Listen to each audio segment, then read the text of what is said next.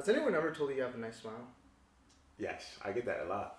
That's my favorite compliment, actually. I like when people say that. And they're probably lying, huh? Yeah, bro. Yeah. This is long Yeah, time chill now. on This is long time. chill on me. So, Ty, it's good to have you. It's been a long time coming, yes, and we were supposed to be on the first episode, and then you keep flaking, so ready to get you on this one. I appreciate the time that you guys are taking to have me on this podcast. So. Of course. Yeah. I know you're a busy man, right? I'm trying to stay busy. Always. I'm trying to stay busy. Thank you. Yeah. Pleasure. Yeah, so I guess we'll get started. For those of you who don't know, Ty serves in our military, so thank you for your service, yeah. Thank you for your Yeah. So just kind of give us a little breakdown of maybe what brought you to the military, kind of your time in the military, places you've been, where you've traveled, yeah. Yeah. Thank you for your service, by the way. Just off the bat. Nah, thank you for your support. Well, so I'm from Maryland. So BWI is the hub where a lot of military people fly out of to go on deployments or whatever. So whenever my parents are traveling or flying to places and we go to the airport with them, I always see all these military people and I'm like, oh wow, that's so cool. They look so dope together. And watching military movies and whatnot, war movies, like I just kind of fell in love with that kind of stuff. And that's what I just wanted to do when I was a kid, was be in the military. And yeah, so that's how I joined. So I joined when I was 17. My parents had to sign for my papers to get in and whatnot. You joined early then, huh? I joined early. I knew I knew what I wanted to do, and that's what it was. And you found your calling. yeah. And then I got lucky. My first duty station was in Germany, which works out for me because I'm a soccer player and I like to play soccer and I love, just the culture that they have over there overseas. You love the with German soccer. culture? Exactly. So I got to go over to Germany for my first duty station, where I played for FSV Jagersburg in the Oberliga, just like 5th division German league, and that was really, really dope. That's really cool. I mean, so you were born in Maryland? No, so I'm actually I was born in Nigeria, Lagos boy, and moved to the U.S. to Maryland when I was 7 years old. Oh, okay. Yeah, I was like, there's no way this guy's from Maryland, so I just, sorry. Yeah, it's just the name, It's the name gives it away. Yeah, but what brought your family to the United States? Just opportunities. They say it's a land of opportunity, and my family just migrated over here. First it was my dad, and then we all came and joined him after. And yeah, if you put your mind to something, you're able to do it in America. So yeah, and you have siblings, right? You have a brother playing in college right now, right? 2 brothers. Yeah, my little brother, he plays at Washington College over in Maryland, and they went pretty far the past 2-3 years since he's been there. So yeah, they're doing really, really good. Yeah. Are we gonna get another Taiwo over here potentially? I don't know. I'm trying to get him to sign with this. I'm trying to get him to sign with this, but yeah, he doesn't really know too much of where he wants to move out after he graduates from college yet. I think he's thinking of like Philly or staying in the East Coast, but I'm trying to get him to come over. Come over to Cali. That'd be nice. Yeah. Earlier we were talking, and we kind of brought something up that to me just I think just from what I know of you, you seem like a disciplined person, right? And I think that's part in sports. Like discipline is one of the biggest things because we all know like there's some guys who are super talented, but they don't, because they're so talented, they don't put in the work. They have no discipline. Right. And then the guys who just have a ton of discipline over time, they begin to surpass those guys. Absolutely. Just by pure work, Mm-hmm. So are there any like things that you do or things that you would say can help someone develop or keep and work on their discipline? Yeah, absolutely. I think for me, honestly, I'm lucky because I'm in the military, so like I kind of have to stay fit and work out all the time. Yeah. But just doing a little bit of everything, like the gym work, eating the right foods and whatnot. That's something that I think is key. And obviously nowadays we have like social media, YouTube, Instagram, where you can see what these prime athletes are doing. Yeah. Like, LeBron's, Ronaldo's, Messi's, you can see what they're eating. It's literally out there for you to just find out. So if you just mimic your life based on what you want to do, there's no way you can fail if you're doing what those guys are doing. Yeah. So for sure. Yeah, and then and I guess going on the same leg weight. Ugh, you're gonna have to cut that one out. Yeah, but basically you now have, due to an injury, have come on and started helping coach with us. And discipline, I think me and you talk about it a lot, is very key in that, especially on the defensive side. What would you say for like the young kids out there where defending doesn't get you all the glory. I mean, you've been a fullback before. I grew up a fullback. Like with me, I've always thought that defending a lot of the time is discipline and just working hard, right? Yeah. And I think those go hand in hand. What would you say to kind of go on top of that as well? Honestly, I would say, and this doesn't have to be just sports or soccer. It could be just in life. You have to take pride in what you do. And defense is one of those things where it's like it's a prideful position. I'm usually a winger or a striker, but I've had to play left back or right back for my other teams like Davis Legacy that I played on, and you just have to. It's just one of those things where like, yeah, you don't score. Yeah, you might not score all the time because it's not a, it's not one of those positions. But you have to take pride in what you do and just do what you do really well. And those little tackles that you put in or winning the ball back for your team in a crucial moment, like it just makes you feel so much better. And sometimes I feel like playing left back and winning the ball back from a really, really good striker, a really good player, that damn near feels better to me than like scoring a goal.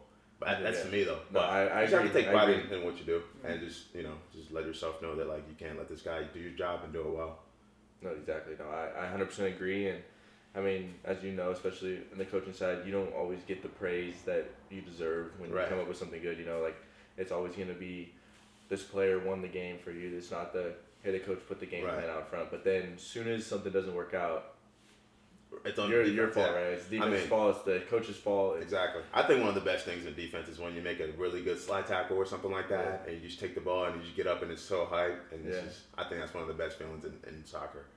Yeah, that's a good point. Just taking pride in your work, no matter what, right? Because I mean, I do see that a lot sometimes. Like when I go out to watch the games, and like you'll see certain players, whichever team it may be, and you see like something's not going their way. Maybe the coach didn't put them in, or they don't get enough play time, so they don't like.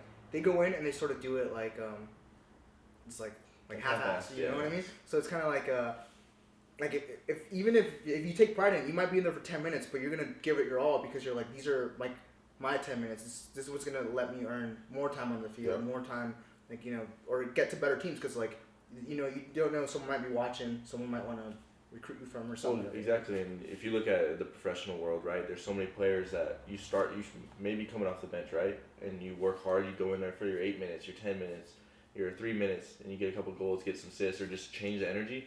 Now some team might be like, that's who we want. We want to buy him, and so they buy him, come on, and then you make the most out of your opportunities. And I think a lot of people, especially just in the soccer world, because we're all in that, I think they don't sometimes understand that just because you don't start doesn't mean you're not a valuable piece to the puzzle, like it takes more than 11. I always say it takes everyone on the pitch, it takes the fans in the stands, it takes everyone to get a result. Swan. Yeah. I mean another example of that too is that since I've been injured and I haven't been able to play this season, I've been helping out coaching the team, and like I might not be getting paid for it, but I really take a lot of pride in it. And like Pete knows, because I'll call him at random times at midnight, or like shoot him texts of like random things that I'm looking into or trying to do, and like just doing research and watching film on other teams.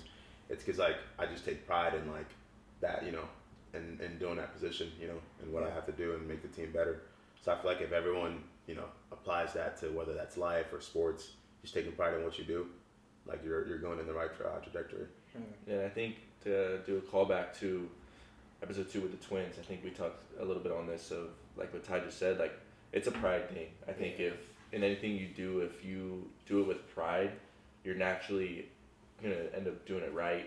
You're gonna work hard at it. It kind of just all falls in line. And I think a lot of people get in this mindset of I'm really good, or I played at a certain level and now I don't need to do these things because I already achieved that, right? The best of the best, it doesn't matter if you're playing in La Liga or now you're just playing pickup. Those guys come out the same mentality, same work rate, all the same, right? And you can see that in the greats, right? Ronaldo goes from this team to that team to this team to that team.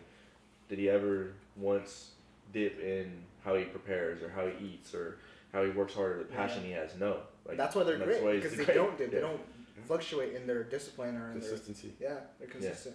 And like I always tell everybody, especially now working in the professional world, like with the agency with OPSM, we get guys that maybe they have this super high ceiling and they peak and they can do these crazy things, but the thing is they'll do it one game and they go 7 games of like they weren't even on the field, right? And then you have guys that maybe never reach that but stay right here at that 7. I would say that if you get that 7 rating, you're gonna stay playing. Like they want consistency, and I think that goes across even for the working world, if you're just consistently just doing your job, just boom, and then every once in a while you get something crazy, they'll take that over someone that does something great once in every 10 games or something like that, you know? Right.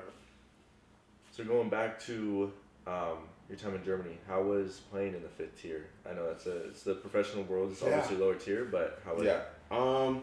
It was honestly really awesome. To me, it was crazy because over there, the big difference is the community. Like soccer is their biggest sport over there. Mm-hmm. So it doesn't matter what tier you're on. So they have a bunch of tiers over there, right? So I was 5th tier. You could have been in the 10th tier of soccer, and the amount of fans that they'll have at these games, and people were there to just watch. Like any day, people are just ready to watch soccer and just love to go watch. It could be the worst league ever, and you're still gonna have like 300 people there, 400 people there watching. And just how serious that the practices were, that the coaches took the games and how we prepared. 3 practices a week. If we're not practicing, the coach has something to send us. He'll send us either videos or text messages and whatnot. Showing up on time, the locker rooms. It was just, the whole environment, like I said, no matter what tier, it just felt so much like, it just felt like you are like at that very top tier. Mm-hmm. You know, and I feel like that's a massive difference that I've seen in the U.S. and over there. Like over there, it's like practices at this time. People are showing up 20, 30 minutes before practice, you know, to get ready. That way practice starts, everyone's already out in the field ready to go. You know, coach is doing all the prep work. Over here, it's like, oh, people are showing up a little bit late. You know, over there, it's like, okay, I understand that people have work, but soccer and work were like both like on the same, they were damn near equal. And obviously, that's a cultural thing as well, like I said, over there. But, yeah. That's what makes, I would say, the German people like very high quality people. Yeah. Is that their culture? Yeah, Germans are, they're hard workers for sure. Exactly, yeah. And then something that you always preach at training, and I've always been right there with you, is at training you should be working just as hard, if not harder, than in your games. Was that also something that you adopted from over there in Germany? Yes. Our trainings were extremely intense. Mm-hmm. Like, every single drill that we did was at full speed. Every single drill we did was at high intensity. That way, in a game, and it makes sense if you think about it, because on game day, you're going to be playing at that intensity. Mm-hmm. Rather than in practice, if you're just playing like, oh, it's practice and you're playing at a regular intensity, the moment you get in the game and now you have to do things faster, that's when you start looking sloppy or losing the ball and whatnot. Trying to like catch up in a sense. Right, and honestly, I will say another team that kind of did that when I came to the U.S., the first team I was playing for in the USL and UPSL was Davis Legacy. And that's something that they used to have at our practice, but that was because we had the culture and we had the different mentalities of athletes coming from D1 schools and just pros that went down a little bit and playing in that team. That like our practices were harder than games, and it showed in our performances on the weekends on game days, because like we would beat every team by a lot. We would possess the ball 90% of the game, because at practice it was so competitive and so intense with everything that we were doing that it just translated to the game. So I think that's something that I definitely got from Germany, but when I got to the U.S., I think it's starting to like become more of a thing as well. And I'm trying to help apply that to our trainings at Yuba. Obviously we have different level of folks and younger individuals, so it's just about building that culture. And we're a new team too, so. Yeah, no, 100%. And then over at Davis League, you were there with a couple of the other guys, right? You were playing there with Junior and Luis as well. Right. So with you guys, I've talked to you about this, but for the listeners, obviously you guys I consider are one of the more leaders of the team. So how does that weigh on you as just a player, where you might be kind of asked to give a little more in just a leadership role? Yeah. Honestly, I'm used to that because of my military background. So it kind of I guess works out that way for me. And also I feel like that's what you should just do as a person. Like whenever you move jobs or move places, whatever you learn from your last spot, you should always try to incorporate that in a new spot to make the new spot better. So I mean, sometimes it can be a lot where it's like, I'm a human being as well, right? Like if I lose the ball, maybe sometimes I don't feel like running to go get it, but because I have to lead by example and show that like I'm never too good to do certain things, I just have to do it. And then you can lead by example sometimes just by doing things rather than like always talking. Sometimes it's just in your actions, and that's what I try to do. And I think Junior and Luis as well, they try to show that as well for the team. That way, people can learn just from seeing what we do. Yeah. Oh, I totally agree, and I think you guys have, especially you, have done a really good job of that, stepping into even in the coaching aspect, like having to kind of be kind of forced into that this year. Yeah. And then me and you having, like you said, having to try to figure things out, and then with like the twins moving and Eli getting deployed, Right. Trying to figure all that stuff out. It's a lot more difficult and complicated than people think. It's just drawing up 11 people and be like, all right, you go play, you know? Yeah, I mean, it's a lot of work that we put into it, especially you. I mean, you're kind of player coach / team owner. So I try to help out in whatever areas that I can help out in, and you know, it's just good to be able to work with you and see how you work, and that motivates me to help you out more, and then hopefully we're able to translate that to the team, and then the team's able to bring it together. No, yeah, totally. One thing I did want to bring up was your Chelsea Blues. How are you looking at your season so far right now? Just a little breakdown. We got a new coach, Enzo Maresca. I think he's doing his thing. He worked with what's his name, Pep Guardiola at Man City. So that's always a good coach to work under, to get some knowledge from him. And then he coached at Leicester City, led him to the championship. And I think he's doing good so far. We're third. I'm not expecting us to win the league this year, but if we can make it back into the Champions League top 4, I'll be pretty happy with that. And what do they say? They say football is more fun when Chelsea's at the top. So yeah. Yeah. So with just staying on with the Premier League, with City dropping 4 straight games, do you think you guys will have a chance to finish in front of them this season, or do you think it'll still be? That's tough. Like I said, I'm not competing with any individual teams. As long as we finish within the top 4, top 3, obviously I would like for us to win the league. But if we're being realistic, top 4 is really where we should be aiming for. So like as far as City goes, I honestly don't have too much animosity towards City. I'm so much of a United hater, not just United hater. So as long as we make top 4 and they don't, any other teams and what way they finish, I don't really mind too much. But it is crazy that City's lost their last 4 games. Which they've dropped points consistently. Yeah, they'll be back though. Pep Guardiola knows how to get his team together. Next thing you know, they're gonna destroy some team 9-0, especially with the winter break that's going on right now. It's good for them to recoup and get their players back. Yeah, you don't think it's a Rodri thing? You don't think you think it's him playing the biggest part of them dropping points, or? Nah.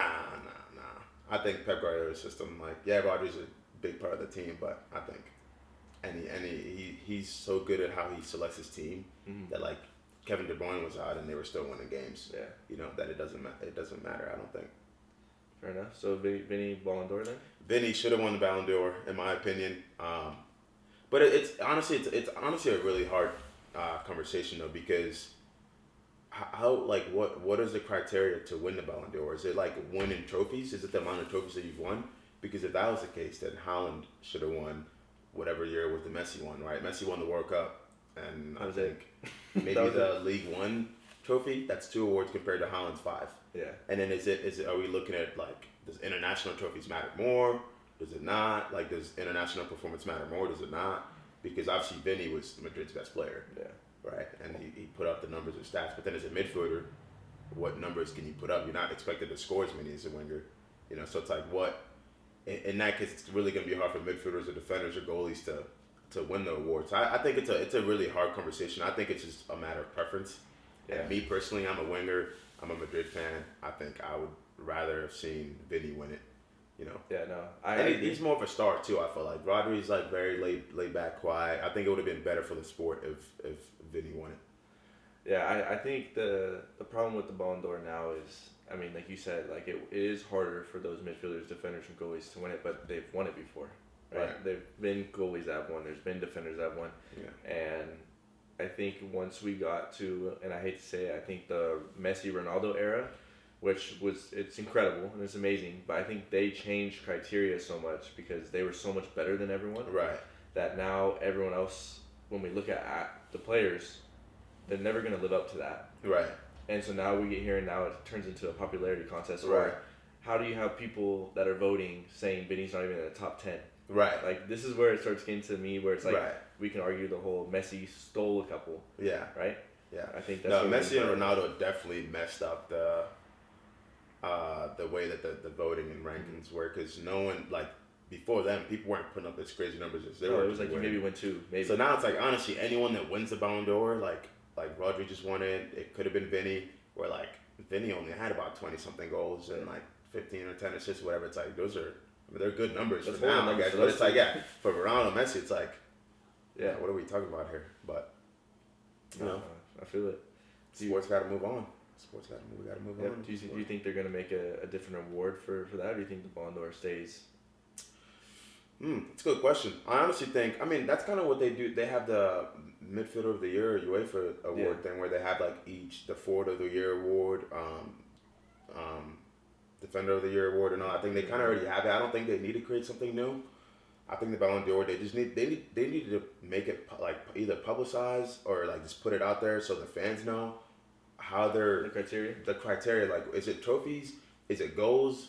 Is it individual stuff? Is it just skill? Like, oh, you just go out there and you just wow everybody, and Well, like it's your individual brilliance. I think they did release something after the Ballon d'Or because people questioned this, and they literally turned into a thing. Like I said, it was one of the criteria was being a good person off the pitch. It's like we're not here to do what you do off the pitch. Like even if you look in American sports, like you'll have those ones for people doing stuff off the pitch. There's a separate award for that. Right.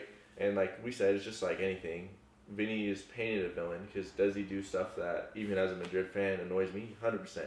Yeah. But you don't see when he's out there picking someone up or when Kyle Walker beats him to the ball and he says, like, damn, you're fast. Like, I think see that. Yeah, I think Vinny's one of those players where it's like, you love him when he's on your team, but when he's not on your team, like a Rudiger, like you really hate. Yeah, you like really hate the guy. But I mean, like I said, he's on my team, so I like him. You rock with him, yeah. I rock with him. Yeah. So I guess kind of staying on the topic, and we're definitely gonna have to have an episode with you and Kenji on here. The Messi Ronaldo debate. We want to hear. Let's hear your pitch for Ronaldo, greatest player of all time, and then we'll get Kenji on here, and then we'll bring you guys both on. I think Ronaldo is the greatest of all time. Unpopular opinion, I guess nowadays. To me, I'm not gonna count the World Cup. Like not taking away from Messi, but to me, the World Cup doesn't count. Like because it's on their back end. It's the back end of their career. A lot of Messi fans or a lot of people, I feel like they're looking at like the last 2-3 years. And they're like, oh, that's what like I feel like these past 2-3 years don't really count anymore. So if we're talking about their prime time, Ronaldo's played in more leagues. He's played it. The hardest league in the world is the Premier League, right? And Ronaldo's played in that league, dominated it. He went to La Liga for 9 years. If you look at their stats for those 9 years that he was in the Liga compared to Messi's 9 years at those same time frame, that Ronaldo and Messi were in the Liga together, Ronaldo's goal ratio and goal contribution was way better than Messi's. He had like 490 some goals in like 450 games or something like that. Ridiculous numbers. So that goes to show you that if he was playing in the La Liga from the start of his career, he would have done the same thing Messi was doing. Also, if you look at the caliber of teammates that Messi and Ronaldo have played with, Messi has played with like individuals in their positions that are like top 3 ever. Iniesta, Xavi, Busquets, top 10 midfielders ever in a lot of people's minds. Ronaldinho, top 4. He's one of the top 4. Thierry Henry, top 10 strikers of all time. Eto'o, top 20 strikers of all time. David Villa, Neymar. To me, Suarez. Top 10 players of all time. Suarez, definitely top 10 strikers of all time. So it's like the amount of people that Messi's played with, and then he goes to he finally leaves Barcelona and goes to PSG, and he's with Mbappe and Neymar. Like, you know what I'm saying? He scored 6 goals, right? Scored 6 goals, and I mean, I think I don't think it has to be I'm a Ronaldo fan, so I'm a Messi hater. I think Messi is brilliant. And if you think that Messi's the GOAT, I think that's you got an argument. I think that's you have an argument. As long as it's not Kenji, right? As long as it's not Kenji, I just think people like Kenji, or there's certain people out there like, oh, it's not even close. Like, it's ridiculous. You can't even compare Ronaldo to Messi. That's when I have a problem with it. Where it's like, I think Ronaldo's the GOAT. I think Messi's the GOAT. I think, there's no right or wrong. They're both amazing, but it's just people that think that they're both comparable. But you think Ronaldo edges them out? I think Ronaldo edges out. I've never seen Messi score a free kick from 40 yards out. I've never seen Messi score a bicycle kick. I go based off physique. So I just I'm a Ronaldo fan. You're just looking at who looks the fittest. I've never seen Messi jump up high as hell and score a header. All the stuff that Messi fans say Messi's done, like dribbling past a bunch of people and scoring, Ronaldo has done that. He might not do it as often as Messi does, but he's done that. I've never seen Messi score a bicycle kick. I've never seen him score a free kick from 40 yards out. I've never seen him, you know what I'm saying? What about right foot? Have you seen right foot? Weak foot, Ronaldo's weak foot is way better than Messi's weak foot. Ronaldo doesn't even have a weak foot. You know. I think Eric's weak foot's better than Messi's weak foot. Shit, for real. What do you think about like his Messi's MLS career? Oh, he's been going up in MLS. He's been. But I he wish won the trophy, though. he went to to Saudi. That way, him and Ronaldo could play against each other again. But Bringing out one last time. Do you think there was rumors that Ronaldo was gonna play one more year in Saudi and then go to Galaxy and finish his career there with a season or two? That would be fire. I think Ronaldo's just got so much popularity that like, even if he's not good anymore, or even if he's like lost it, I guess in a way, like he goes to a team like anywhere, like a Galaxy or whatever, it's still gonna like people are still gonna be attracted to it. Everyone's still, he could be 43 years old and go play for Galaxy, and everyone's still gonna be like, oh my god, like this is the biggest thing in the world, you know. And that just goes to show you how much. It's just like how Michael Jordan was when he was playing with the Wizards, bro. Yeah. It did not matter that he could score 9 points. It's Michael Jordan. Look at this guy. Like literally. Do you think he reaches 1,000? 1,000 goals? Yeah, he's already so? what 910. 10, yeah. Scored a bicycle kick too. Yeah, scored a bicycle kick. Yeah, I mean he definitely can reach 1,000. That's what 90 more goals. 2 years, 2 seasons. He scores 90 goals in 2 years. Think so? Do you think he plays in the World Cup in 26? Is he right now? 39. He's 40, I think, in February. I think. Yeah. You think so? He's 41. We all know those 41. are rigged though, right? Huh? 41. We do know those are rigged though. The right? World Cup. Yeah, I would be it surprised. doesn't matter. So. Yeah, the U.S. is gonna win this next one. Yeah. Yeah, that'd be awesome if the U.S. won that.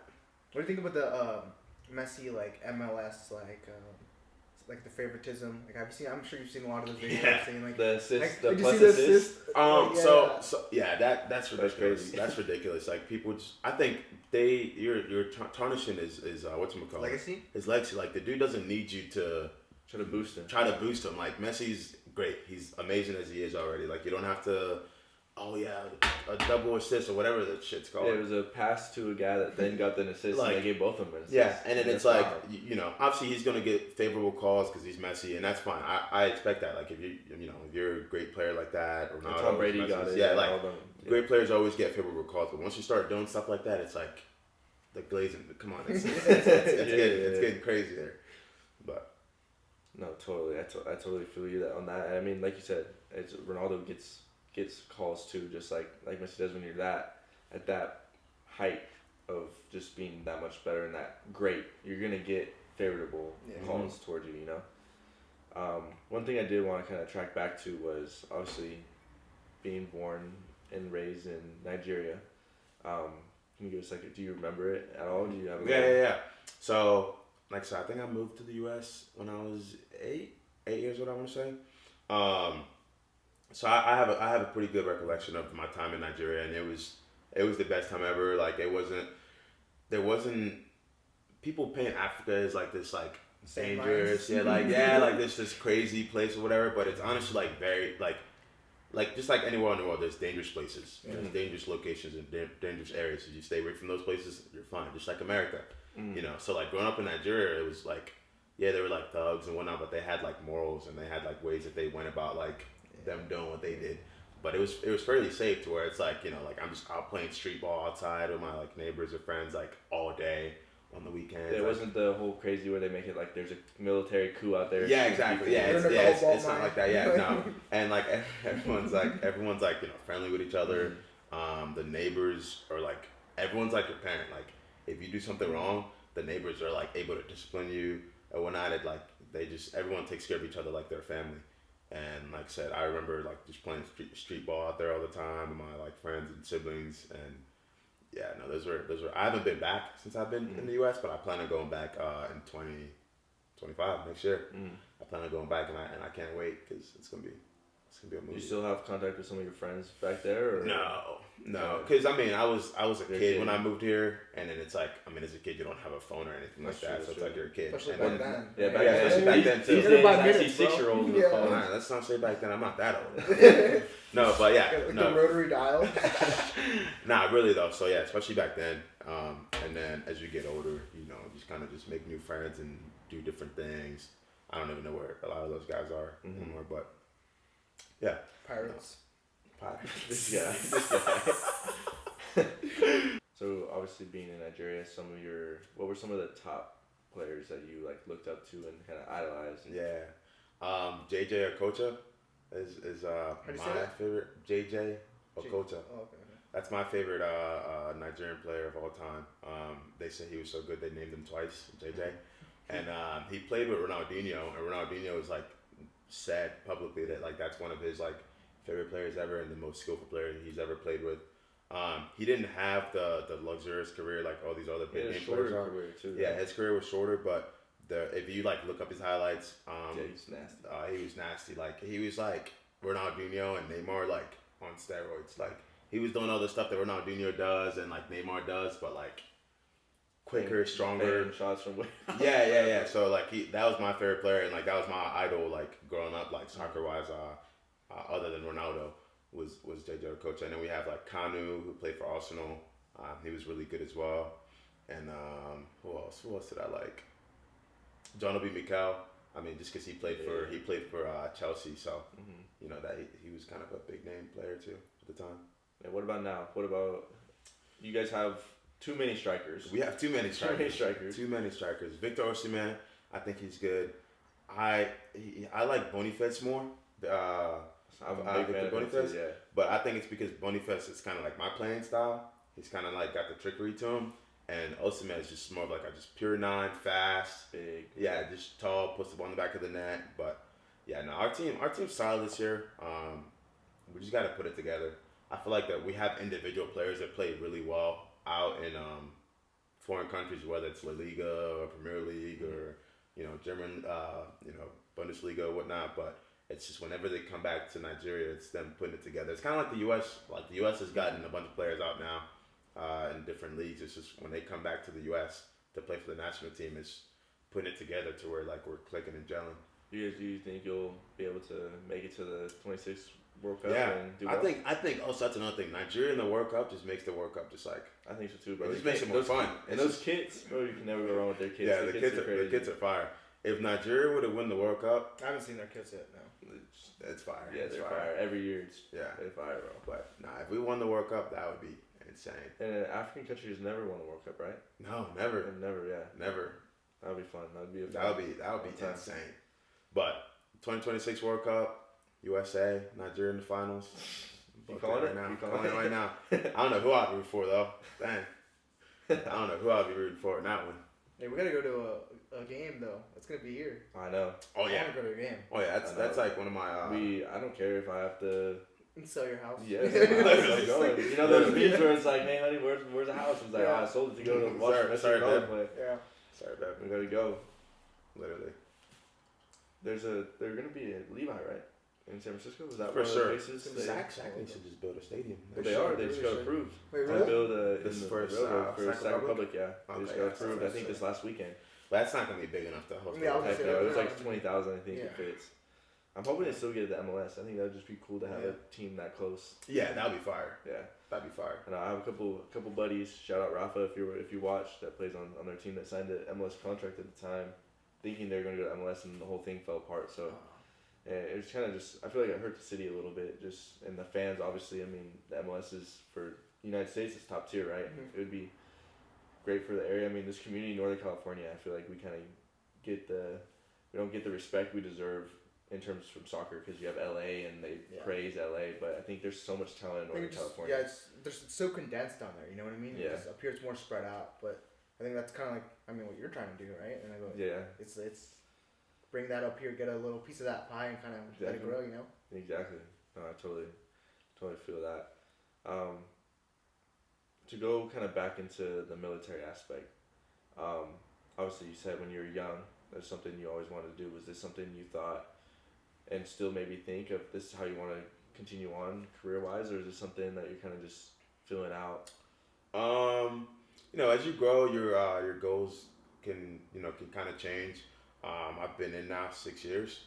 I always thought I was going to be a 20 guy, and I still could be. 20 years is usually what a lot of people do, and then they retire out of the military.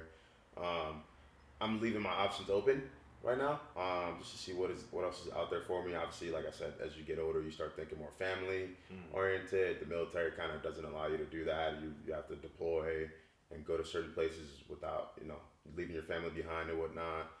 And obviously, if I'm gonna be planning on having kids and a wife in the future here soon, like I don't know if I can like be able If to. you'd leave. want to be Yeah, I able don't know to. if I would want to put them in that situation to where I'd want to leave them, and then doing that for 20 years or another 14 years. I don't know if like that's something that I would want to do, and that's what comes with the sacrifice of being in the military. So, and I feel like if you're not ready to do that or be ready to do that, then your mind's not in the right spot. You either shouldn't be getting married or you just shouldn't be in the military anymore.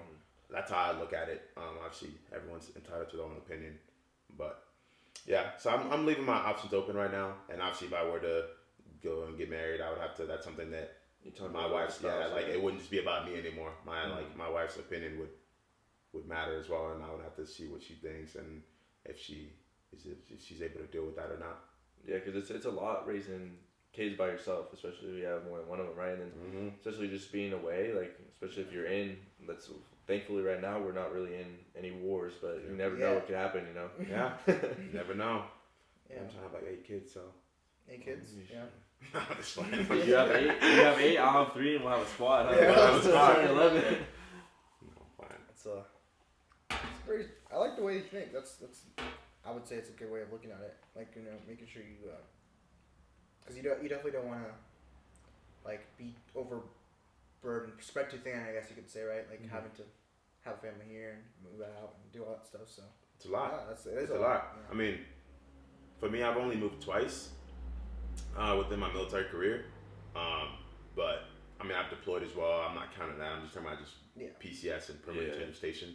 I've only moved twice within my 6 years. There's people that have moved like 4 times within 6 years. I know a guy that I met like 2 days ago, and he had moved like 2-3 times already within 2 years of being in. Imagine like having a family and kids where your kids are trying to get to meet new friends, and then it's like in school, and it's like, oh, you gotta go in, and your spouse, your significant other, their job. Why is that? Is that because like is he just like required like his abilities are like so unique that they need him somewhere else? So the way it works, it's depends on your job. It just depends on what job you have and your it's called the skill level. There's a certain test that you have to take within your job to get better at your job and have more knowledge on your job. And they what they call it is the Air Force's needs, is what they say. So whatever the Air Force needs, if they need someone of this certain skill level and knowledge to be at this base, they also look at money, like who makes more sense. Should we send someone that's way over there to here, or someone that's like closer, that's gonna be a quicker, cheaper transition and move them here? So that all like plays a factor as well. And they try to look out for your wants and needs, but Air Force's needs are always first. Especially when it comes to defending the country, right? They're gonna do what they think is best for the overall country, Yeah. Thanks for your service, man. Thank you for your support. No. I appreciate that. One thing that some people may not know, but you're also about to graduate college this coming winter, right? Yes, sir. Yeah. So how obviously balancing the military, school, and playing. Yeah. How was that? That's a lot. It's a lot. But I'm someone that likes to keep myself busy. Kind of like we're saying. I think I like to take advantage of my time. And it is a lot.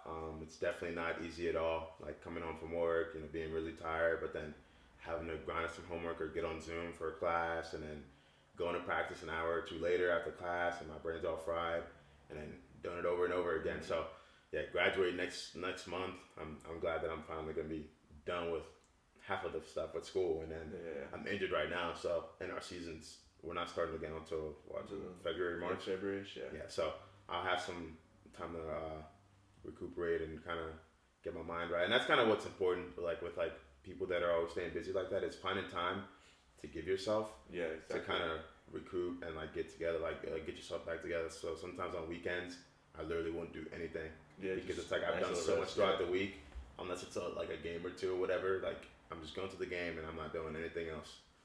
Oh yeah, and I think all of us can speak on that. I mean, obviously I'm doing what I'm doing.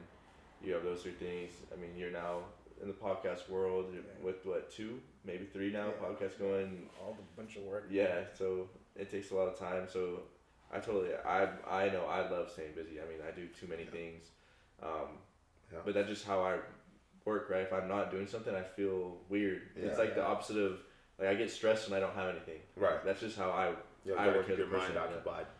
Yeah. No, yeah, that's too scared to be alone with our own thoughts. This guy, bro. It's true though, bro. Like, what is it? It's like I forgot. There's like a saying. It's like basically like lazy people are like you let like the basically like wickedness comes from that, from being lazy, because like you just let yourself just kind of let the ball roll. You're bored, so you start doing like dumb stuff. You know what I mean? Yeah. It's kind of if you're not busy, you're gonna eventually start doing dumb stuff. Yeah. I think some people just struggle with having motivation to do things, you know. But I also think, to me, because sometimes people like that I know, like my parents are always like, you're always doing something, you know. And to me, it's just like I have to, you know, like I have to always go do the next thing, you know. It keeps me busy. Like I feel like I'm not wasting time when I'm not doing something. I feel like I'm wasting time, you know. 100%. And there's that saying that I've kind of lived by a little bit, and I think you guys kind of have too, is where you work hard in your 20s so you can cruise in your 30s so you can chill in your 40s. You know, I think that's kind of how. Yeah. I seen a video of David Goggins that said that stay hard. Who's gonna carry the votes? Nah, but he was talking about how like if you were to like die and then you were in like heaven, whatever your beliefs are, but you were in heaven is what he said, and you were like God was showing you what your life could have been if you applied yourself properly. And like some people would be up there like, dang, I could have been a professional soccer player. I could have been a multi-million-dollar company owner or investor or whatever. And because you didn't apply yourself or do the best you can, like your life was just above average, like below average or just average or whatever. So to me, it's like, I'm not saying that everyone goes out there and grinds. They're going to be $1 billion, they're going to earn billions of dollars. But it's like, it takes luck. It takes luck. But I want to maximize my potential in the world and see what I can do for the world. Yeah, and I'm a big believer, if you work hard, luck usually tends to be right behind you. You know, I feel like lazy people don't usually get these lucky breaks or things like that. I forgot where I heard it, but it's like it's not even just being lucky. It's about it's like you have to work hard, because when you get the opportunity, like everyone gets opportunities, and you have to have the ability and be ready so that when the opportunity comes, you can take full advantage of it. Because you're gonna come no matter what, you're gonna come across opportunities.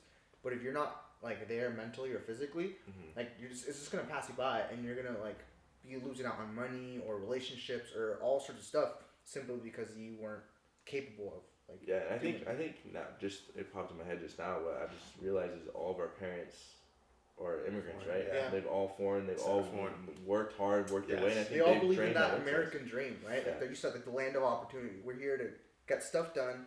So it's like. That's it. It's very hard for people that aren't, some people, let me not say that aren't of like a foreign background or have foreign families, to like see that point of view.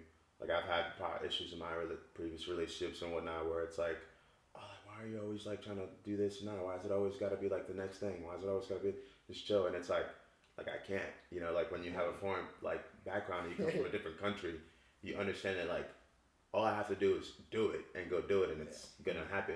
Compared to other countries where you don't have those opportunities, you kind of take it more serious here because you have the opportunity, so you're always trying to go do it, you know? Exactly, and like I think you said it perfect. I think also, like my dad is a big person that believes in dreaming. Like you dream things, and those dreams are always gonna be there, right? He always tells me God gave you those dreams for a reason, and it's our job to apply ourselves to go reach it, right? I think that also comes in.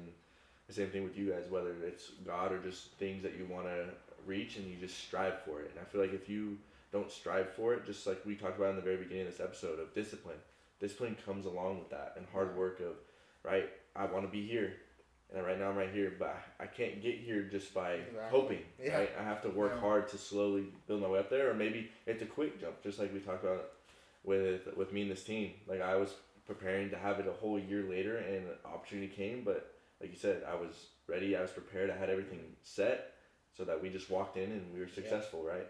And I think, like you guys were saying, like if you're not ready when the door, like you said, everyone gets opportunities. If you're not ready when the opportunity comes, like you'll miss them. And sometimes you're just not even paying attention to realize you're getting those opportunities. You know? So I think it's really important to kind of keep your head on. And I'm not trying to say everyone needs to stay busy like us. I think that's how we work, right? But I think it's good to be disciplined, and it's good to be looking for what you want to be, right? I think it's very rare that you get to be in what you love doing. And I think it's rare because a lot of people give up right before they get to be that. Like, obviously, there's things that maybe if you want to be like a terrorist or something, there's that. Make sure you have good goals, Yeah, good goals. But no, but you're right, and yeah, it's 100%. Just I don't even know what I'm saying anymore, but I just cut you off for no reason. But like, sorry, I got distracted because I was thinking about terrorists, bro. Like, it's just like, but yeah, it's just I don't know, dude. Just gotta work hard. I would say it's men's mental awareness month. You guys have any things to say to the men out there? Don't cry, bro. Like, there's no reason you should be crying.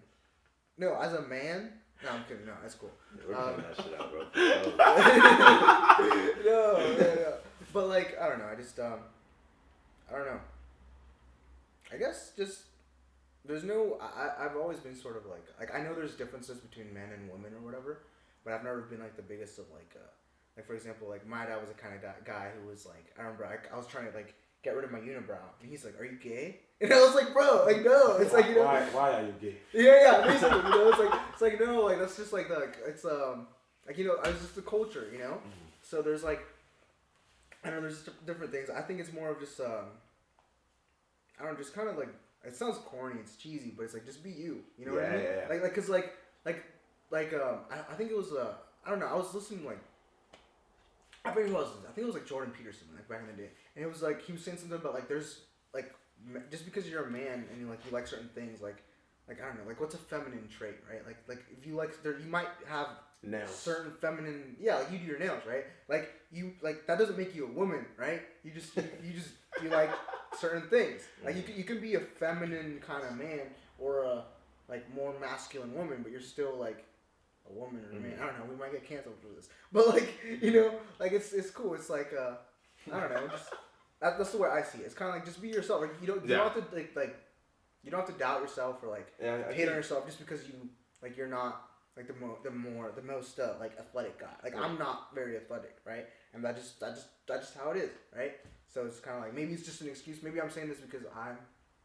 No, I think you're on the right track. I think society, and especially, I mean, we can talk about in all of our cultures, right? Yeah. Especially in Hispanic and African cultures, a man is a man, right? You don't show emotion, you don't cry, you support your but family, I think that's right? toxic though, because it's like it's not. We can say that, but I'm just saying I think it comes down to just the norms of society that has this is how it's always been, and I think we need to understand as men or women, like there's people like you said that are gonna go in between these things, right? Everyone's not the same. Yeah. Some people react to things differently. Some people can they have better self-control. They have better patience.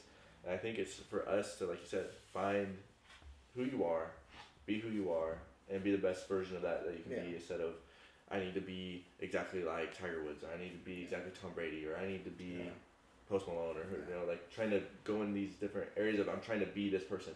Instead, I'm gonna be the best version of who I am, because everyone brings something to the table. Yeah, that doesn't even mean be complacent too, because like you could be like a lazy person. So that doesn't mean like I'm gonna embrace myself. Like no, I'm not saying be lazy.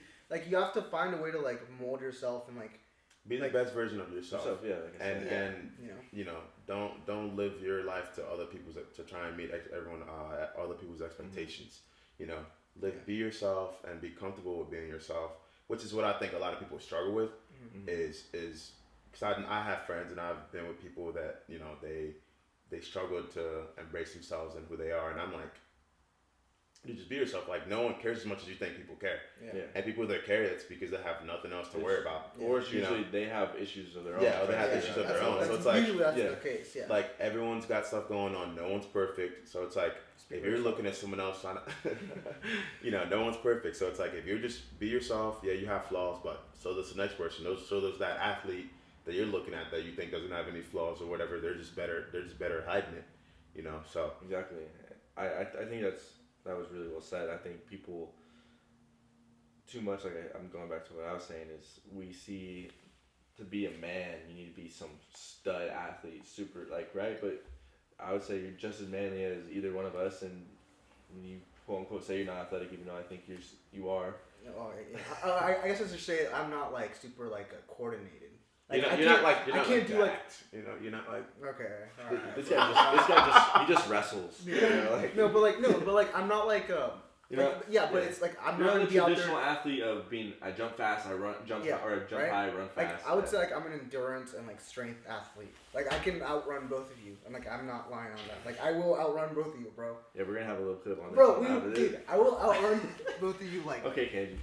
all right. no worries. This guy's told me he ran like 2 miles and it took him like it was like 12-minute mile each or something like that. And you were like, you could have done that ish in like 9 minutes. No, bro. Okay, like so I've been like I told you I've been doing like so I run 3 miles, but it's like all hills, like up and down. Right. It's like this like little hike thing by my house, and right now I'm doing it in like 28 minutes. That's pretty good. Right, and I'm starting to get. I just started doing it. I got back to it. And you're in the mountains too. Yeah, but I mean, like, I'm just getting back to it. Like, my record was 26 minutes. That's pretty good. You know, so I'm trying to get back to my record, but we'll get it done. I don't know. You'll I'll outrun you, for bro. sure beat him. I'll for This sure guy's beat back you, messed bro. up. Yeah, you're beating me because I'm injured right now. Oh, okay. That's what you said last time. You know. This guy is a little bit injury prone, like his favorite player, Reece Oh, James, okay. bro. Reece James, the I injury think prone right back. he just claims to be injured whenever he's like Challenged? challenged. He's like, I can't. The one thing I did want to ask you though about being injured for someone I've also been injured as well. I feel like you've handled it pretty well because it is very demoralizing, especially you've tried to come back and you'll be good for a few weeks or good for a season and then it comes back up. You know, how do you keep your head and how do you keep positive? Yeah, I mean it's rough, man. Honestly, it's been a rough past few months for me as far as like that aspect goes because like I said, I stay busy all the time and sometimes you're doing work that you don't want to do. But soccer is like the stuff that I love to do the most when I'm on the field. It just gives me so much joy and like I'm like a kid. I'm just so happy. And then not being able to do those things like play soccer and be there, it's been just demoralizing, like you said. But you know, I just learned to pick up new hobbies. I've been doing Duolingo for a little while now. Nice. German? Cool, bro. German? No, Spanish. You can talk to this guy, bro. Como te amos? I don't speak Spanish. Bro, you ever seen the podcast, bro? No, I'm playing. Nice. Okay, so I suck at like speaking, but like if someone were to say something to me, I can understand like by like 60-70%. But anyway, so just picking up new hobbies. I'm restricted on what I can do as far as like working out wise. So I just do the little things that I can do, push-ups and pull-ups, Duolingo. Wrist workouts, okay? Yeah, I stay away from those. But no, but yeah, so just doing what I can do. Trying to pick up different things to keep me busy, coaching, and just being out there with the boys and just being in that environment. Even though I can't play, just coming out there to be with you guys to practice, laugh, joke around, and be there and coach and give you guys pointers when you guys need it. And that's been able to help me out a lot. And just kind of communicating that too with my family and friends, like, hey, yeah, like this shit sucks, but I'm glad that I'm still alive. You know, it could be worse. It could be worse. You know, you know, no matter what anyone's going through in life, you know, it could be worse. No, yeah, That's true. Yeah, because when I got hurt, that was the hardest thing for me was mentally being able to push through it, especially with me at the time. Like I was kind of alone, like in a different state at school. Like I hurt, so it was hard, you know, especially when you can't do what you love, right? Because I'd never liked school. That was never my thing. I just never liked it. So being in college and being hurt, trying to figure out like when am I gonna be able to come back and try to come back early, and then you get delayed more, and it was hard. I think that was honestly like I've never been, I don't think, quote unquote depressed, but I think that was the closest thing I've been to being depressed. Was just every day just waking up and being like, dang, I can't do what I love. I can't run. I can't jog. I can't kick a ball. I can't, you know. So I definitely feel you on that point, but I just feel obviously when we talk, you've always been able to keep a good head on your shoulders. You've always been positive, always been able to push through and be like, next year we'll be ready to go, and hopefully next year we will be. Exactly. Yeah, you just gotta look forward. You know that, like I said, it could be worse. That's the mentality that I always have with anything. If anything ever happens to you in life, sit there and think of how you know, you're still alive. You know, you still have your family and friends. You still have your house. You know, it could be worse than that. It's an injury. Like, yeah, it sucks. I'm gonna be out for however long it is, 6 months to a year or whatnot. But hey, I'm gonna use this time to do other things and better myself in other ways. Yeah. And then still be there with my team whenever they need me, whether it's coaching, just being on the sidelines, cheering them on. And then whenever that year comes back, I'm willing to work harder and be better, be a better version of myself.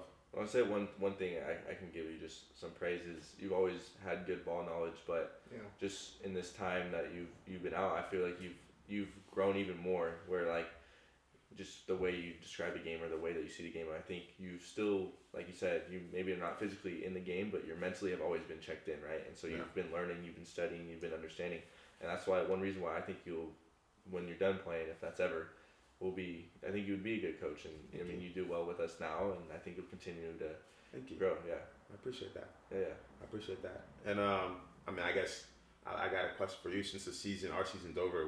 What's your analysis of the team in our season? So this season was I would say probably I think was the roughest, even though it might have not been the worst season that we've had. I think our worst season we had was that first year after promotion when I think it was a shell shock of being the best team going to a league and not being quite ready. I think was our problem the first year, but this season, I mean, we're a win away from being in playoffs, right? Just like last season. I think there's a lot of games that we let get away from us, and I think a lot of it was kind of what we're talking about, being disciplined and just being clocked in, being dedicated to this is how we want to play, this is what we ask of you as a coaching staff, as a team, as a club, and sticking with it. I think we kind of got a little bit lost in trying to do our own thing, or maybe panicking, I like to say, is we panicked a little bit where, let's say me and you would have a game plan where, like, hey, this is what we're going to do, and someone scores, and it's like, we got to throw that game plan away instead of, it's 90 minutes, the game's 90 minutes, right? Why are you throwing it away in the 7th minute when it wasn't even not working? It just, they broke it, right? Yeah.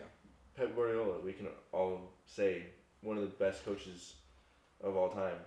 People score on him. He's dropped 4 in a row, right? Do you think he's thrown away his game plan and be like, nah, this is horrible? No, you have to stick with it, especially when we're learning. I think towards the end of the season, I think you and I, just from really honing in, I think we started to figure out ways that we were being successful with the group we had. Right. Obviously, with you being out, with me being out, with Eli getting deployed, the twins leaving to sign when they signed. George leaving. I mean, Junior was out pretty much the whole season. He played 2 games and his back injury. Luis getting older, being in and out. There's just a lot of moving pieces, and I mean, I don't like to make excuses for that. I just think, honestly, it was just a little bit of, it was a weird transition. We started off so good, and then we literally lost half our team right after that first game, just due to all those crazy things. But I think a lot of it was just, like I said, just we weren't locked in the whole season. We kind of were, I think we were okay being okay, like average. Yeah. I think we were content being complacent, like being in the mid-table. And I mean, you and I, we talked about it, and I think next year will be a lot better just because we, towards the end of the season, like I said, we kind of turned the mindset a little bit. Yep. Practice was better, trainings were better, the effort was more, being locked in was better, and I think we'll grow from that. But I think that was, for me, looking back at it, I think that was our biggest issue, was just I think we were just being okay, instead of really trying to push to be great. I mean, the years prior, we'd go to bat with Folsom, and it would be 0-0. We'd go to bat with Napa, and then I feel like this year we were just kind of okay. They'd score a few goals, we'd get one back, and then we'd be like, okay, we're kind of, it's close. We're okay. Right. Pleased to see. Yeah, I think it just, that mindset just needs to we just need to change that, and I think it starts, like we said, in training. I think in training, like I said, the last month of training was way better than the prior months of the season. I think we just got to build on that. I think fitness, we need to be more fit. Yep. I think that it showed towards the end of games. That's when we usually sort of gave up some, I would say, questionable effort kind of goals, where it's just kind of not tracking back, letting a guy run right by us, not fouling a guy because we're mentally not checked in because we're tired.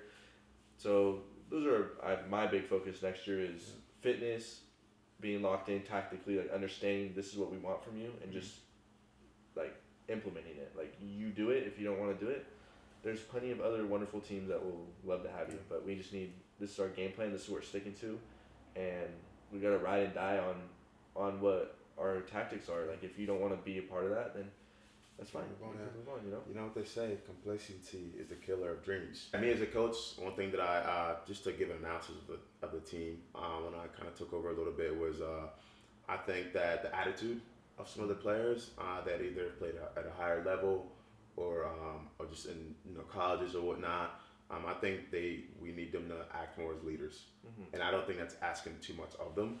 I think they're great players. We love having them. They're amazing players. They're good for the team. I just think that they need to lead more with it, by example, and be more of those leaders. Like whether it's in them chasing down the ball that's like people gave up on or whatnot, and that entices people, the younger players, to be like, oh, well, if Luis is doing it or if Josh is doing it, then why can't I do it, right? Instead of this entitled mindset to where it's like, oh yeah, like I'm gonna play every single game, so I don't have to do this, like I don't have to do that. I think that's something that if our team can really lock in with that, and we'll really be a team to, force to reckon with. No, yeah, I totally agree. I think that's a good assessment as well. The last little part I want to go on, we kind of do a little fun segment at the end, and this is one thing you always bring up to us every single time that we debate anything, is your all-time starting 11. So I know I don't want to put you on the spot, but I feel like you always have it on lock because you're always bringing up that we need to do this. Oh, so this is gonna be. Let's pull up your all-time starting 11. So this is off the dome. So don't crucify me because I didn't have time to prep this. I didn't write anything down. This is off the head. How about this? First, what formation are you running? I'll keep it simple. I'll do a 4-3-3. All right. 4-3-3. Nice and simple. I'm gonna start in the back. Okay. This is might be an unpopular opinion, but I'm gonna go with Reece James at right back. Nah. I'm gonna go with Peter Cech in goal. All right. And I'm sticking with it. Chelsea legend. I feel like he was underrated. I think a lot of people know that he's good, but I think that he doesn't get as much credit as like some of these other players that played for Madrid or Barcelona, because he didn't play for Madrid or Barcelona. Yeah. But like Peter Cech was insane as a goalie. Yeah. So I'm gonna start with Peter Cech in goal. Right back, I'm gonna go for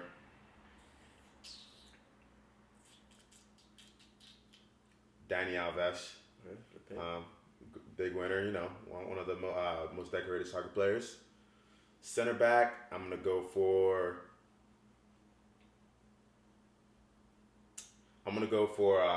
John Terry. All right. I'm gonna go for John Terry, my boy. Another Chelsea legend.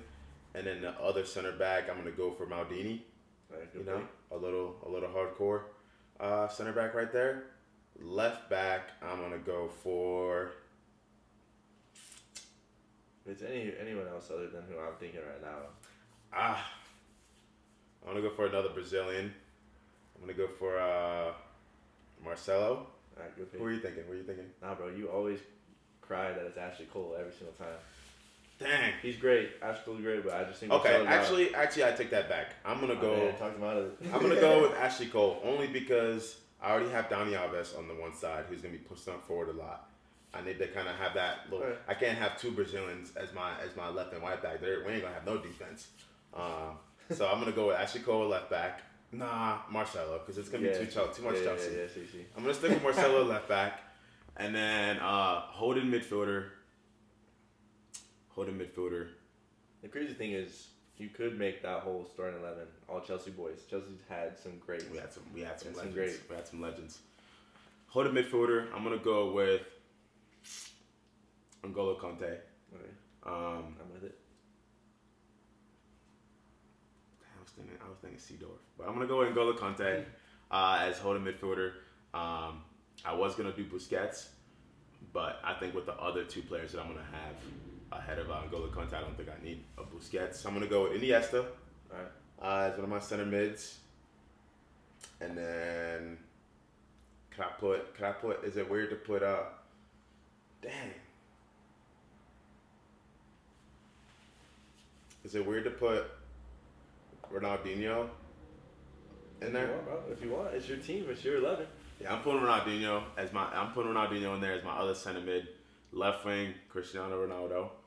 Right wing.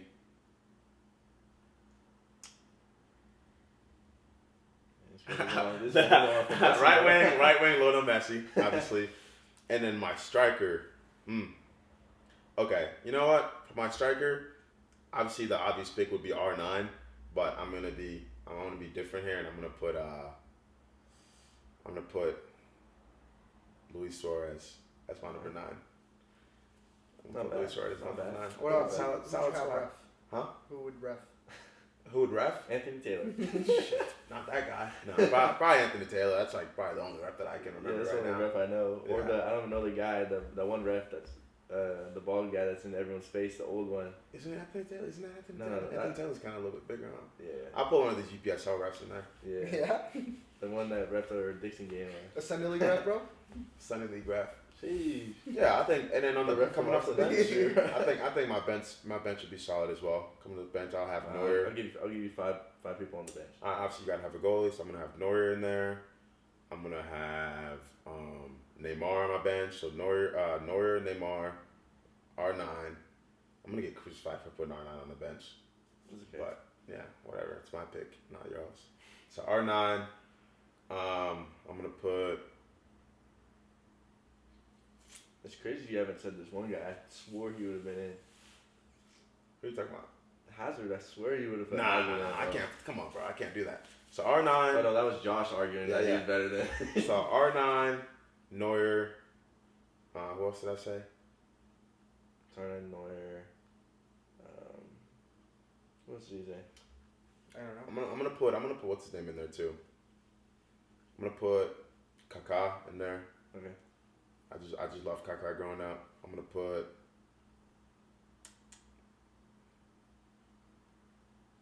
Oh, Neymar.